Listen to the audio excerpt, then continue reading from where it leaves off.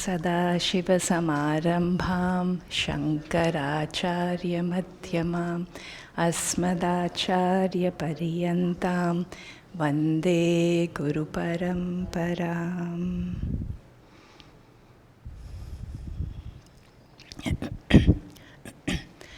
ॐ गङ्गणपतये नमः. ॐ श्री राधाकृष्णाय नमः. ॐ श्री दक्षिणामूर्तये नमः.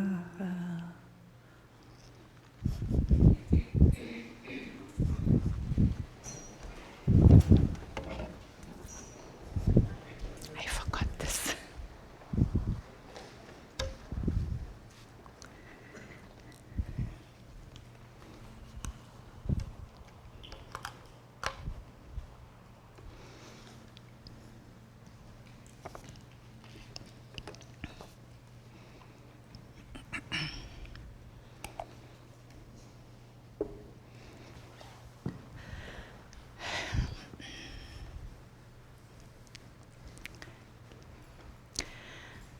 ॐ सहना भवतु सहनौ भुनक्तु सह वीर्यं करवावहै तेजस्विनावधीतमस्तु मा विद्विषावहै. ॐ शान्ति शान्ति शान्तिः. Welcome back, everyone, and welcome also to the people watching the class online later.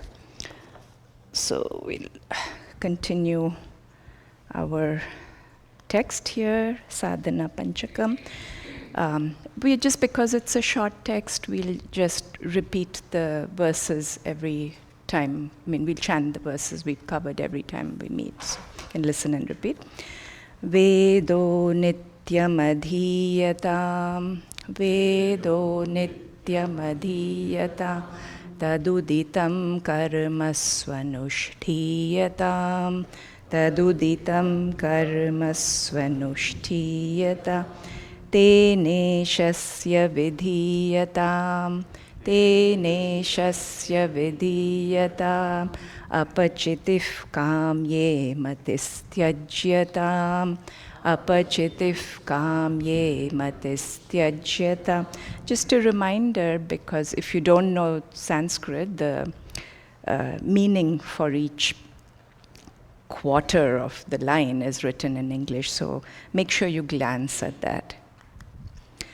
Papaughaf paridhuyatam, Papaughaf paridhuyatam, Bhavasukhe dosho nusandhiyatam, Bhavasukhe dosho nusandhiyatam, Atmecha vyavasiyatam, Atmecha vyavasiyatam, Nijagruhat turnam vinirgamyatam, Nijagruhat turnam vinirgamyatam.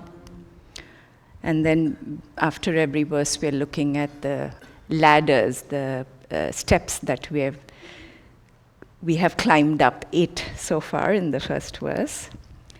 Sangasatsu vidhiyatam, Sangasatsu vidhiyatam, Bhagavato bhaktir dridhadhiyatam, Bhagavato bhaktir dridhadhiyatam, Shantyadif parichiyatam, Shantyadif parichiyatam, Dridataram karmashu santyajyatam, Dridataram karmashu santyajyatam, Sadvidvanupasripyatam, Sadvidvanupasripyatam, Pratidinam tat Paduka sevyatam, Pratidinam tat Paduka sevyatam, Brahmaikaksharamarthyatam,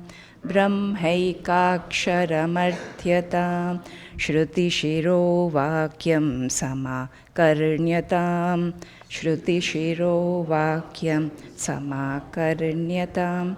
So the second verse, the second set of verse has the next 8 disciplines mainly related to satsanga. So seek spiritual-minded people, approach a guru, serve the guru.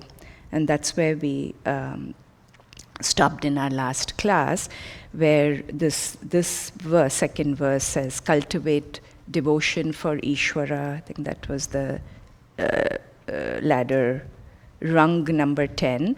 And we actually saw in last class, last week, Manasa Puja, a kind of mental worship where you can cultivate this bhakti towards God. Seek out a true guru, serve him or her, and ask.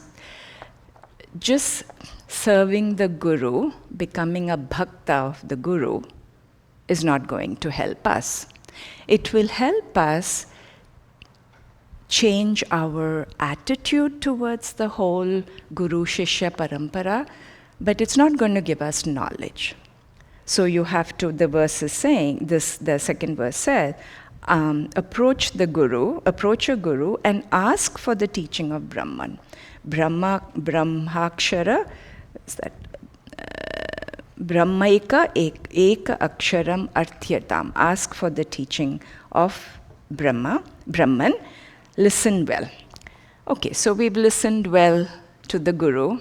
Many of you have been coming here for decades, since the ashram probably started. Are you enlightened?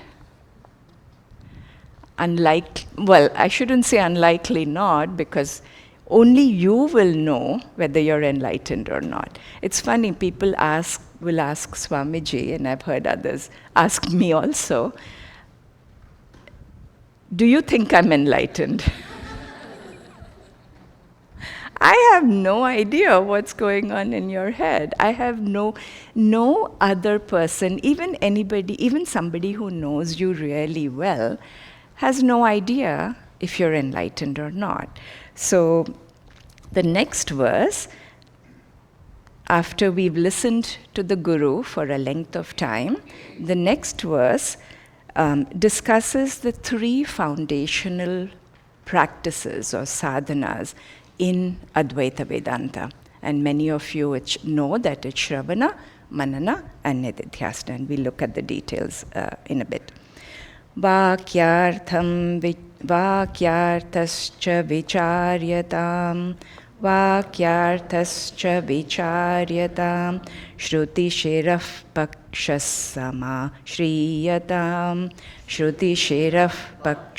sama shriyatam dustarkat suviramyatam shruti matastarko nusandhiyatam dhiyatam brahmasmiti vibhavyatam aharahar garvaf parityajyatam deheham matirujyatam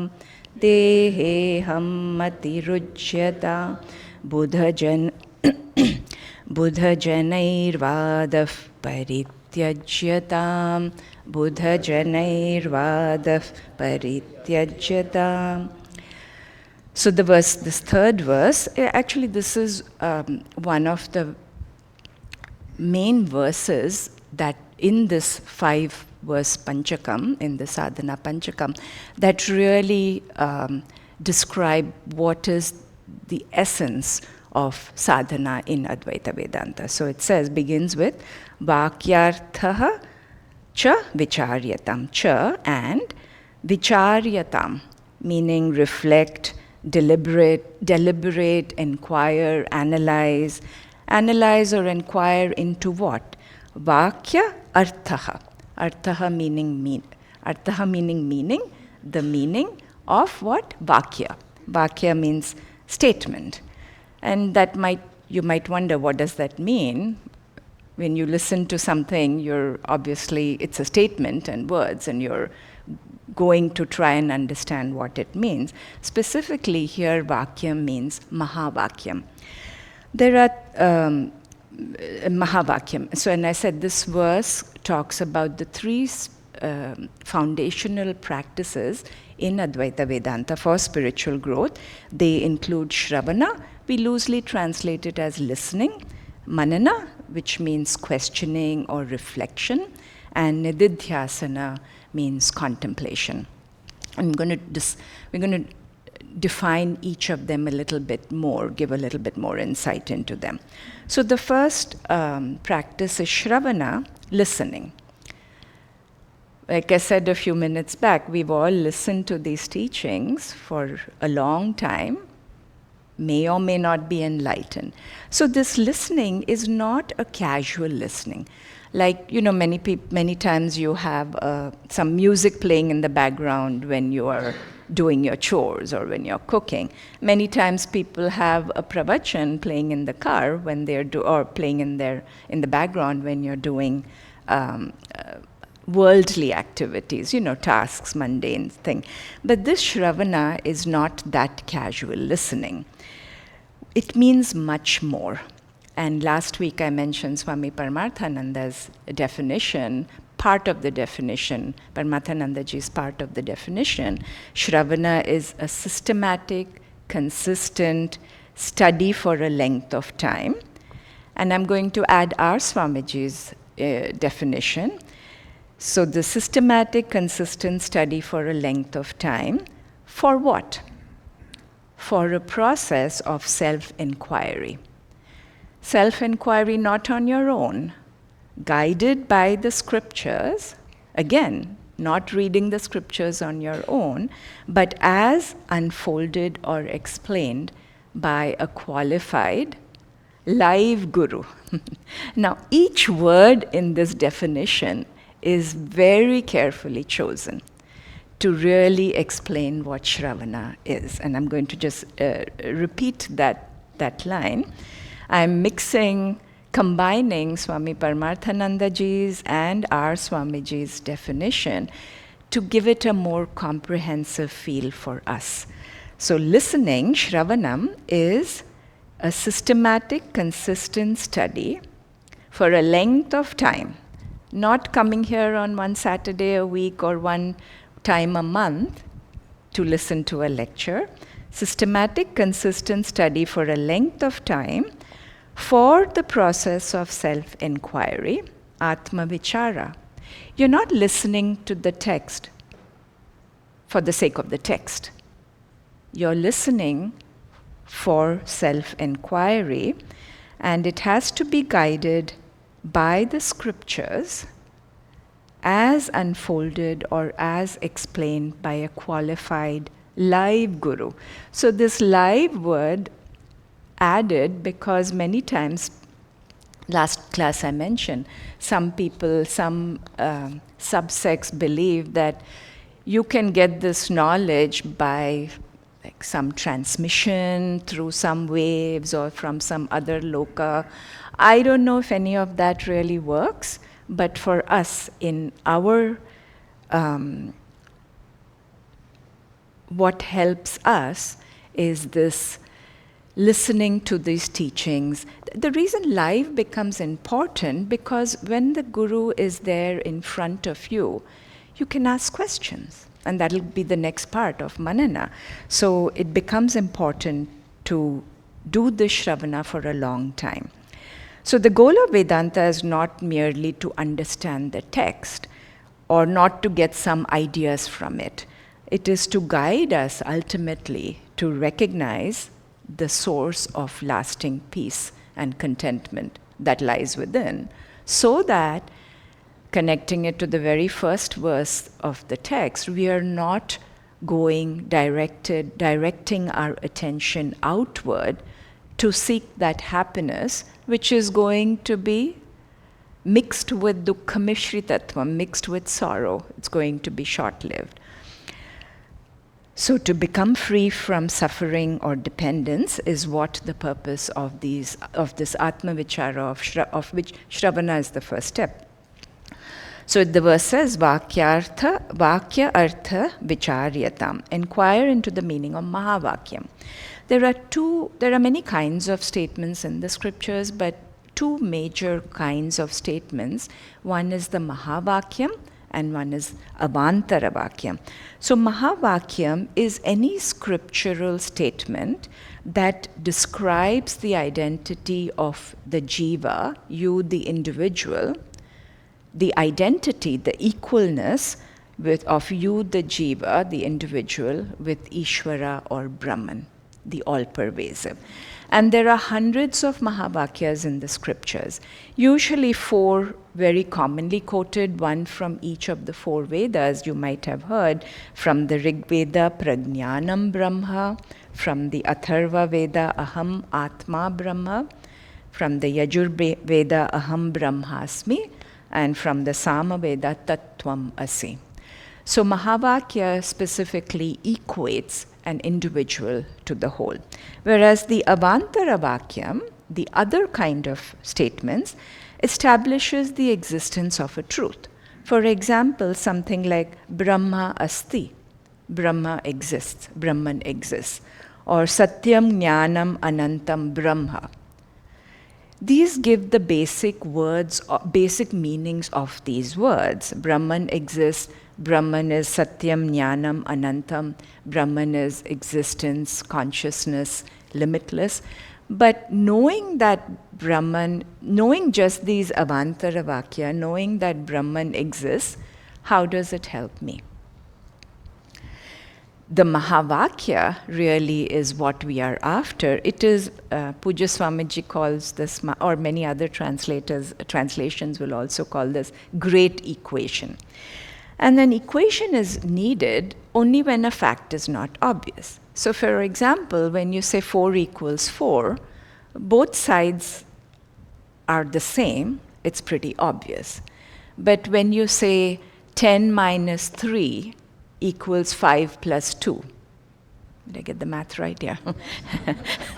10 minus 3 equals 5 plus 2. So that's a little bit more difficult, because one side of the equation, firstly, both sides of the equation have different numbers. One side of the equation has a different mathematical function of subtraction. The other side of the equation has a mathematical function of addition. And then there's an equal sign in between. So we need to understand, how is 10 minus 3 equal to 5 plus 2? So an equation is needed, an equation in a Mahavakyam like Tat Tvam Asi. Tat, that Brahman, Tvam, you, the individual, Asi, are.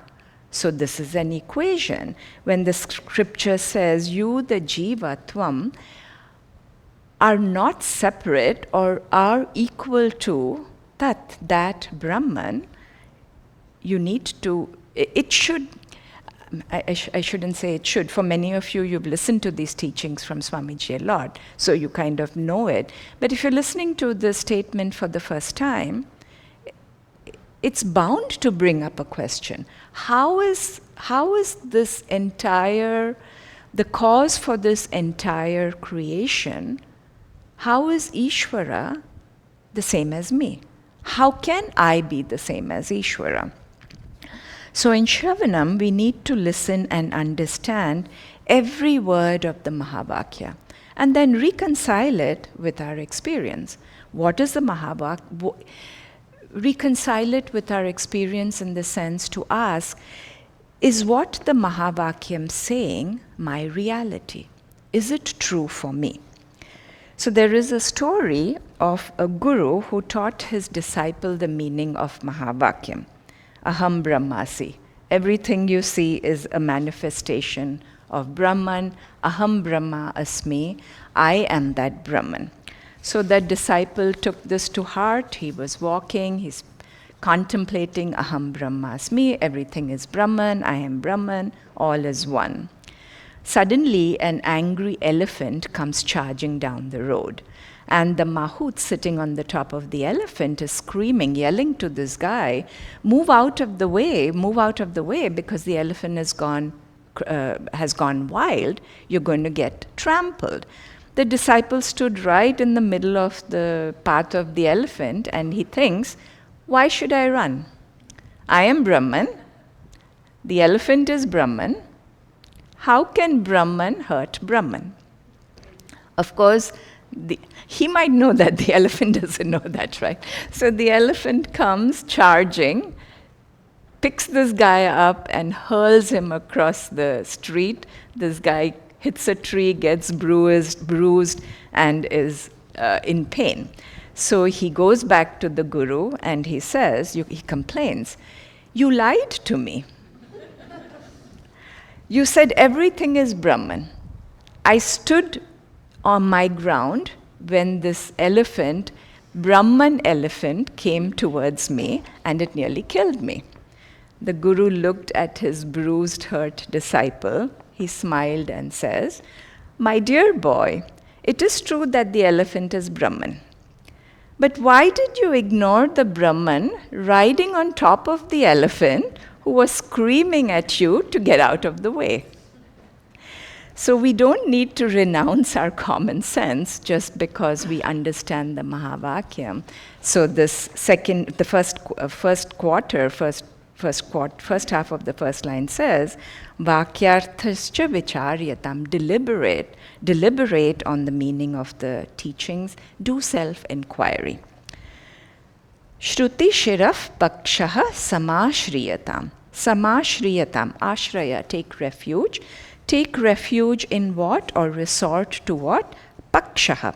Pakshaha means several meanings here. It could be a view or a point of view or a side or the vision. The vision of what? Shruti Shiraha. We came across this word earlier. Shiras means head and Shruti means scripture. So the head of the scriptures means the ultimate culminating teachings of the Vedas, which is the Vedanta or Upanishad. So take refuge or resort to the Shruti, to the Pakshaha. Understand what the Mahavakyam is saying.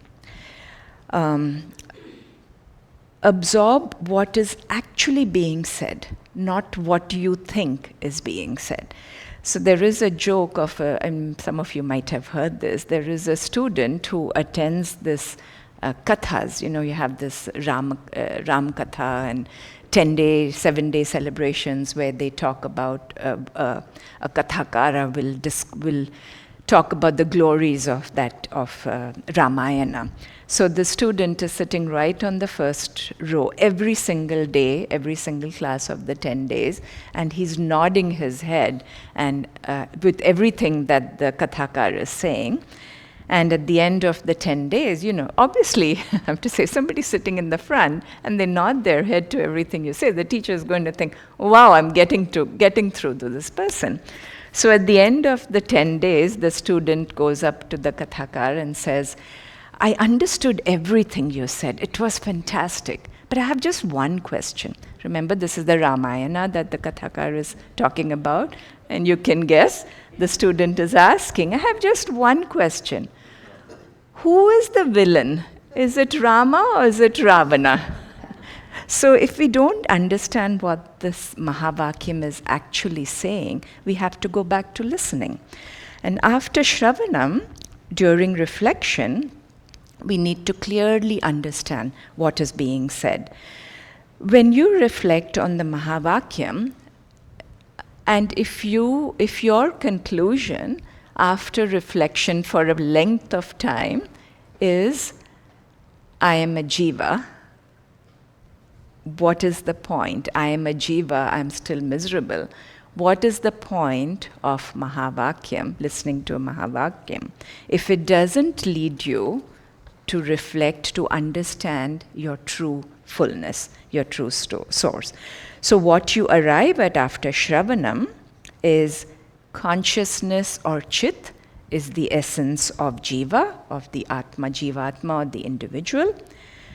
The essential existence or Sat, we've not looked at these words, but many of you have heard it, it'll come later on, is the essence of Paramatma or Ishvara, and consciousness and existence, Sat and Chit, are not separate from each other. They are the essential nature of me, of Jiva, of the Jiva. And I think Swamiji has said this in a nice way. Listening, Mahavakyam, listening to the Mahavakyam is to not listen in third person, meaning Brahman is there, Sat is there, Chit is there, Ananda is there. But to convert it to first person listening. I am Sat, I am Chit, I am Ananda. And not just lip service, obviously the teachings have to go in sufficiently to really recognize that as your reality. So this quarter says, Shruti Shiraf Paksha Samashriyatam, follow the vision of this follow the vision of the scriptures. Let your understanding be in keeping with the scriptures. Dustarkat suviramyatam. Suviramyatam, refrain from or turn away from, come out of what? Dustarkat. Dustarka, tarka means logic, dustarka means illogical arguments or erroneous logic. This actually becomes very important in deeper studies of the scriptures when you study bhashya and commentaries, because there is the commentaries. Actually, I'm getting ahead of myself. Let me come back to that. So the second important spiritual practice is mananam, is the process of inquiry, questioning, reflection for the sake of removing doubts. So when you hear Tattvamasi and you say, okay, that's fine, I get it. Do you really get it?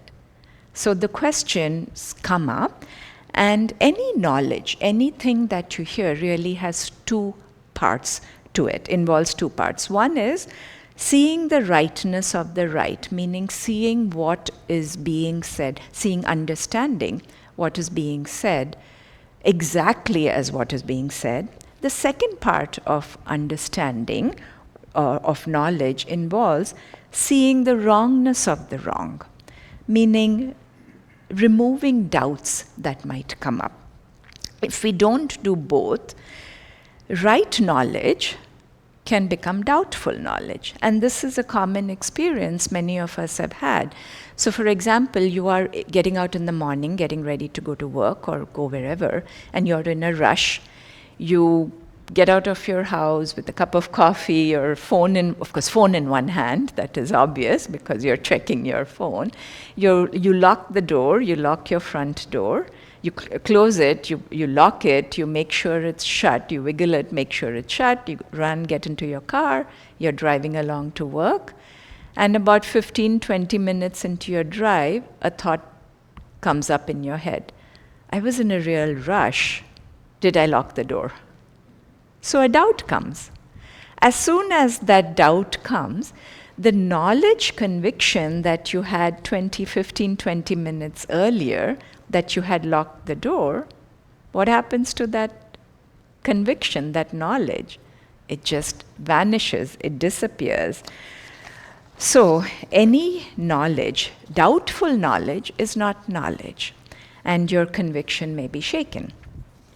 So Vedanta says a couple of things that seem unacceptable.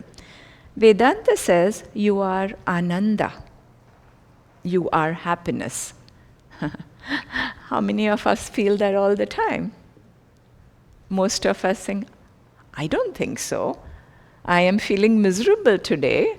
My boss is shouting at me. My spouse and children are not listening to me. How can I be ananda? Vedanta says, you are immortal.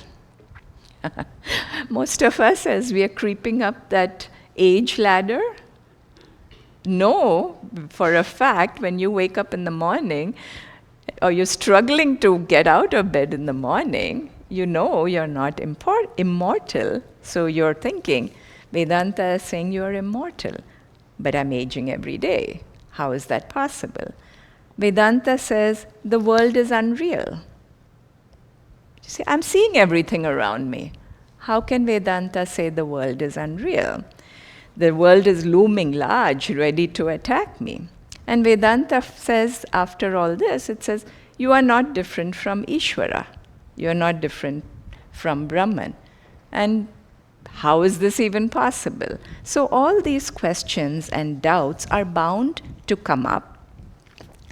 What you've perhaps heard from other systems or as you are growing up, especially if you've grown up in a religious or a religious context, no matter what religion, many of the things that we have been told growing up from different schools. So Vedanta, Advaita Vedanta or Vedanta is one school. There are different 6 schools of philosophy or thought in the scriptures.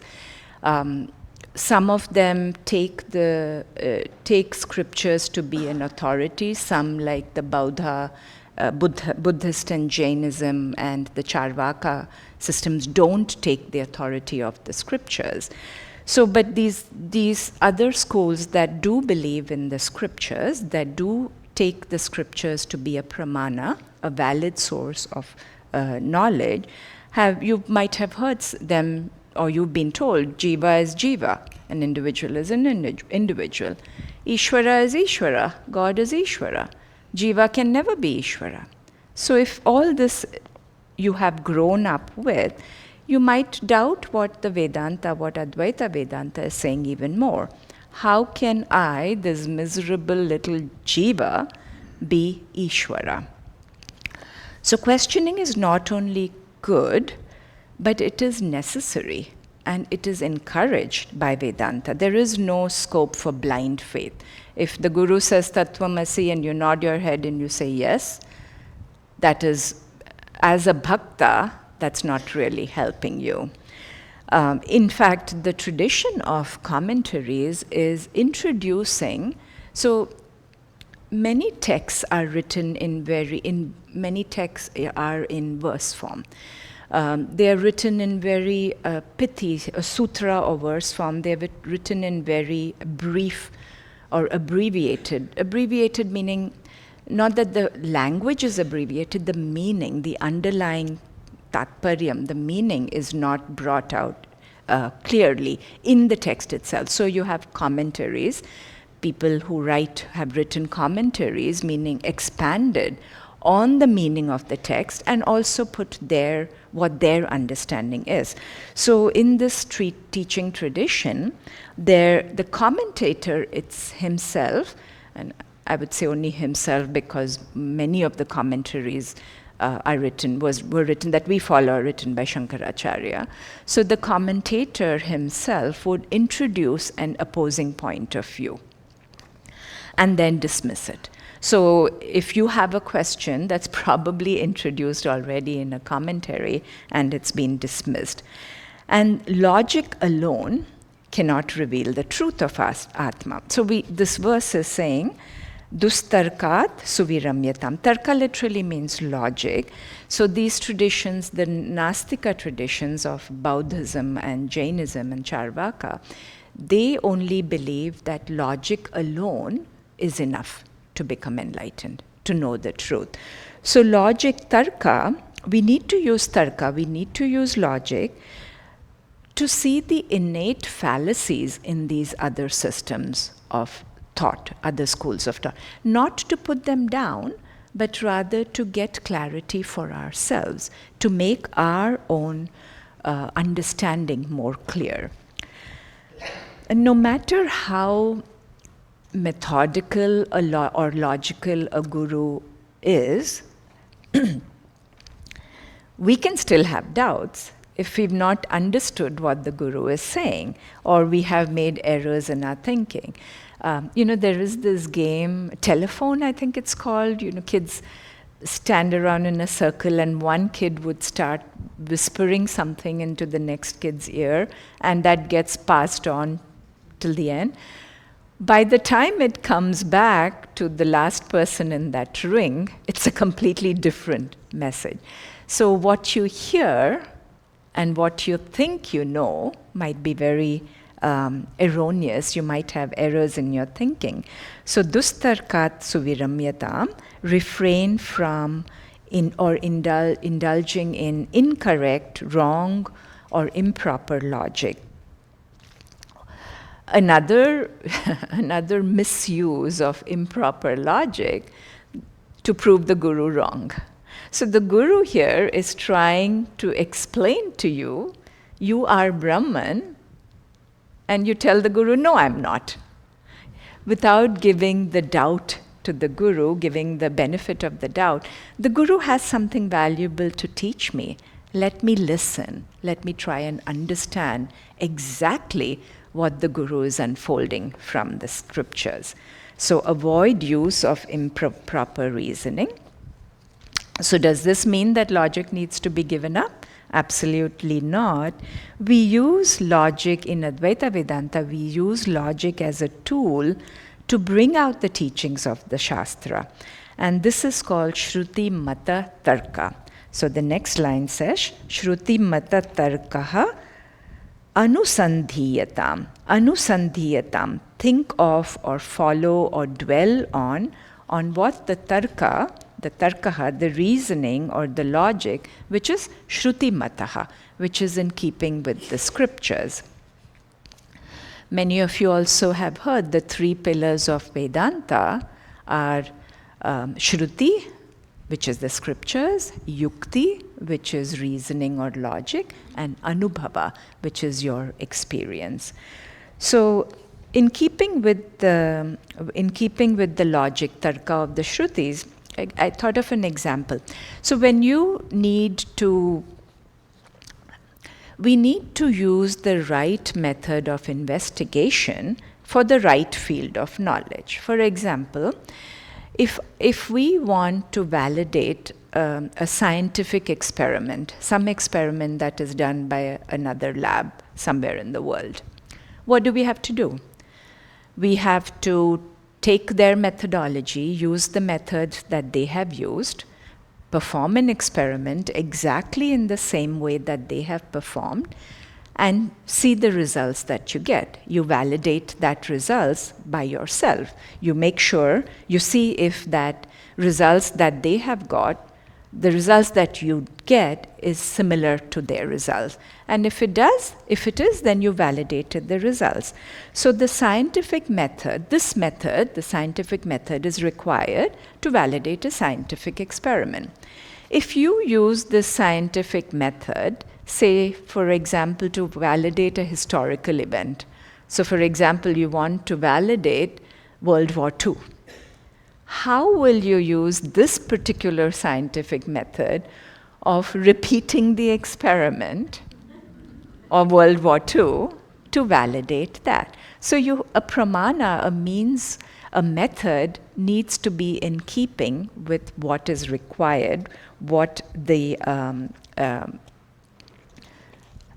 is being validated. So this tarka or reasoning should be helpful in understanding, should be in keeping with what the Shruti is saying. When the field is self-knowledge, so the scientific experiment is out there, but when this field is self-knowledge, atma-vichara, no outward-focused methodology will work because they are all inherently, they are limited. Because they are looking outward-focused method is looking outward, whereas atma-vichara, the self, is inward, the self is the subject, the self itself is the subject. So the method of inquiry will be different, and that method should be followed. So the Shruti or the scriptures themselves are the pramana for the self-knowledge, and so the method prescribed by the Shruti themselves, the Shruti Mata Tarkaha, the logic prescribed in the Shruti, needs to be followed. So this part of the verse, actually this last two lines, discusses the practice of manana, to quell our doubts so that it can lead to a conviction for us of these teachings. So, Shruti Mata Tarka Anusandhiyatam, take to the reasoning that is given in the Shruti, because the Shruti is talking about how to know the self, how to know yourself. What to do next after Shravana, after Manana? Brahmasmi iti vibhavyatam. Vibhavyatam. Think, we chanted this, right? Yeah, we did. Think or meditate on vibhavyatam, on what? Brahma asmi iti. Iti puts that Brahma asmi into close quotation marks. Sanskrit doesn't have punctuation marks, so it uses this word iti many times to indicate when something is being in open and closed quotes. So, Brahma asmi. Asmi, I am, first person singular, first person verb, I am Brahma. So, we said earlier, convert that third person thinking, Brahman is, to I am Brahman. Shravana, listening, and manana can come to an end. So if you've done Shravana, remember with using our definition of Shravana for a length of time under the guidance of a qualified guru, and you've listened to many texts, pretty much the texts ultimately are giving us one message only, Tattvamasi. But the Shravana, the listening to multiple texts, helps that knowledge go in better. So if you've listened to many texts, you've done Shravanam, listening for a length of time, you've done Mananam for a length of time, your doubts have been cleared for the most part, you have clear understanding of what the Shastra is saying, but you still have your experience of being limited in this body. You have your experiences of feeling unhappy, feeling sad, of facing this challenging world to deal with. So the experience that we have is not in keeping with with Shravana and Manana, with what we've heard and what we've deliberated upon, what we've tried to understand. So in spite of Shravana and Manana, there is some obstruction or identification with our mind and body that prevents us from really getting, when Tattvamasi, how to make that my reality. Shravana and Manana, you've done it for a while, and you know that you are not the body and mind. It's funny, sometimes I've heard some students say when you have you're going through some illness, and you say, I'm not the body, which is a great way to cope with that illness. But then when that pain comes, what happens to that I am not the body thought or feeling? It goes away. Just as the pain becomes more intense, that feeling evaporates faster, that knowledge evaporates faster. So you know that you're not the body, but it still feels, you still feel like this is me. So this gap between the knowledge that you've gained with Shravana and Manana and the experience you have of feeling limited in that body,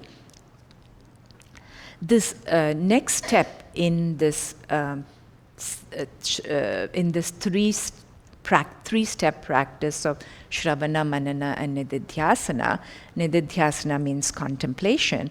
It is specifically done to remove this gap between what you know and what you feel.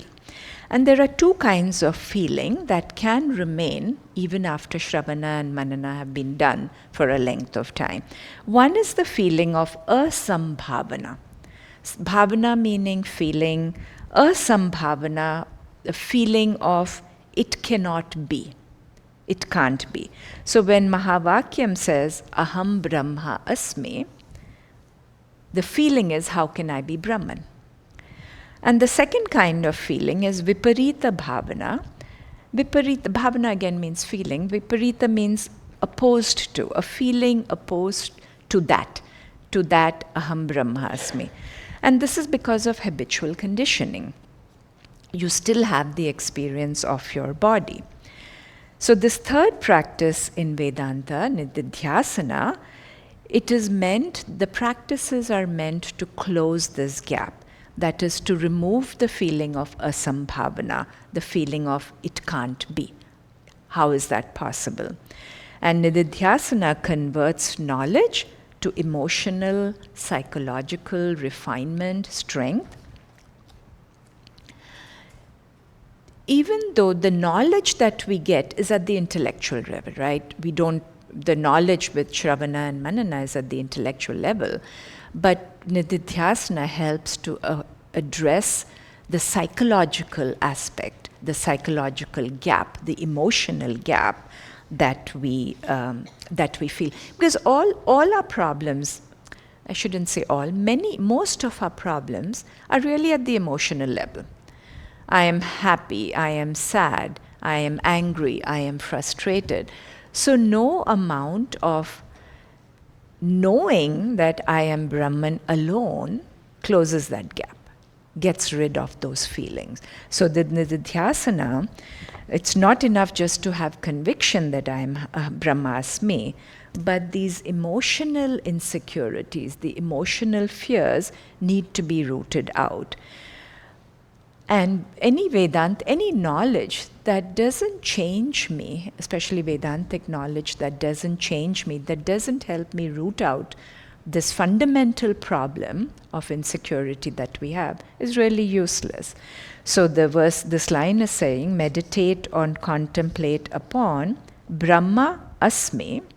But it's important to note that this contemplation, this nididhyasana, comes after Shravanam and Mananam. If you haven't listened to the scriptures for a length of time, if you haven't questioned or addressed your doubts, words like Aham Brahma Asmi, Tat Tvam Asi, what do they mean? They really are meaningless. You cannot use them as a mantra, repeating them, and expect the change to happen if you don't understand what they really mean. So nididhyasana is a lifelong process of introspection, consciously knocking off every emotional weakness or limitation so that you can abide in the knowledge of yourself, of your true nature.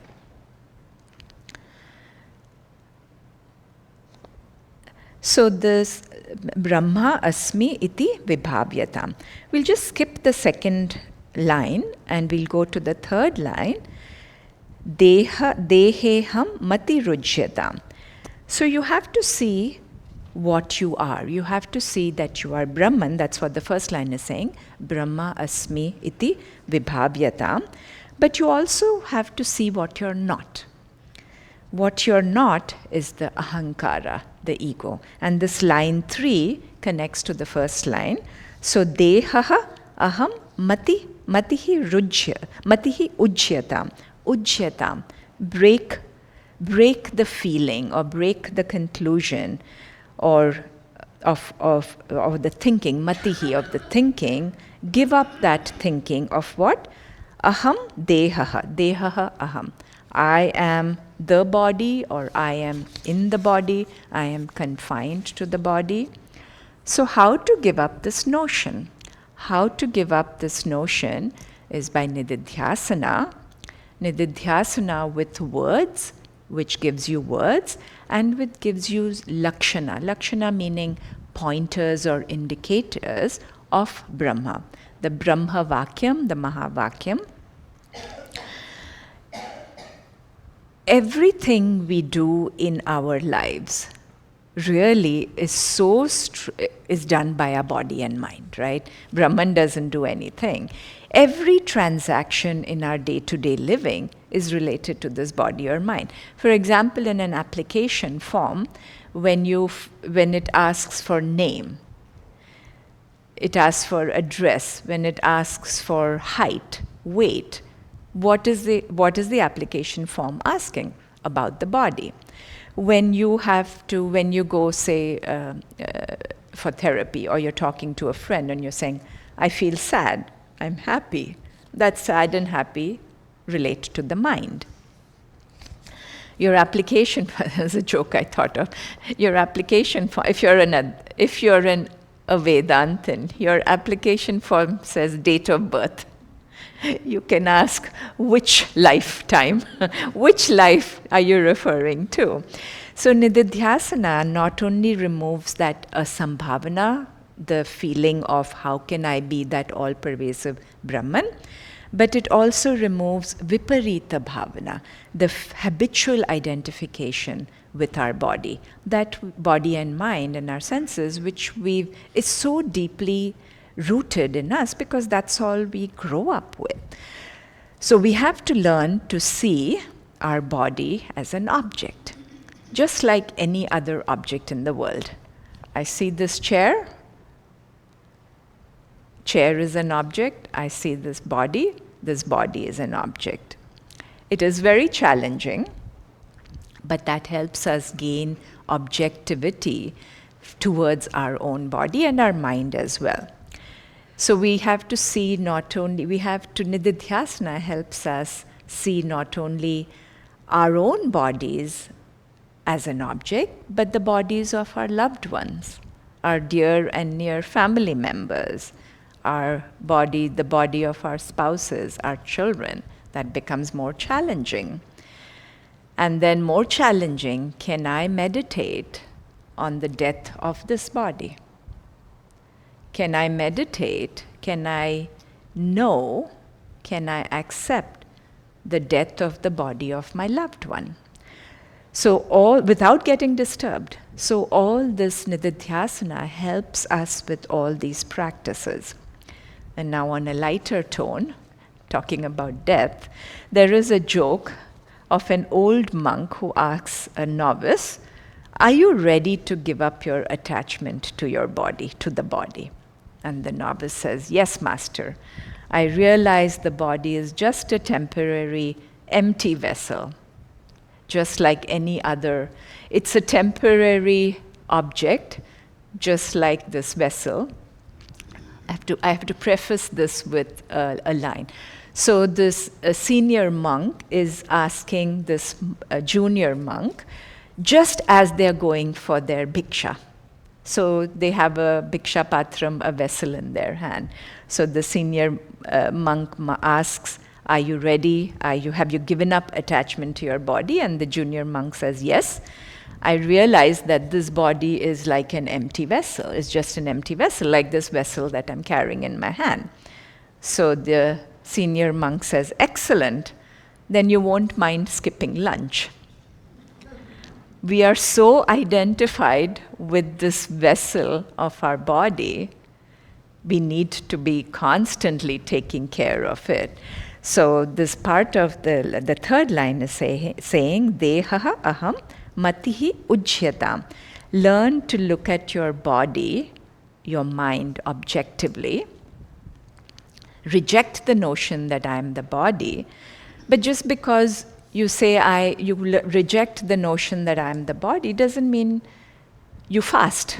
You know, if your body is hungry, you get food. If your body is ill, you get treated. So again, as I said a little while back, Advaita Vedanta, learning Advaita Vedanta or recognizing your true self doesn't mean you give up your common sense. So this is a good place to stop. Yeah.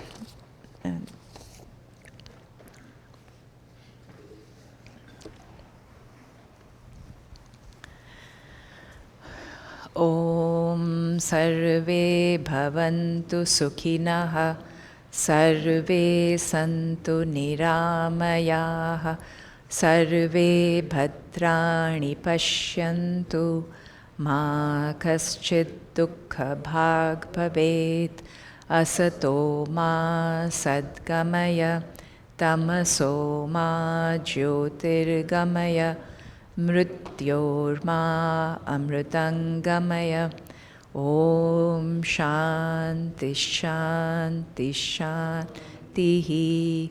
Harihi Om Shri Gurubhyo Namaha. Harihi Om.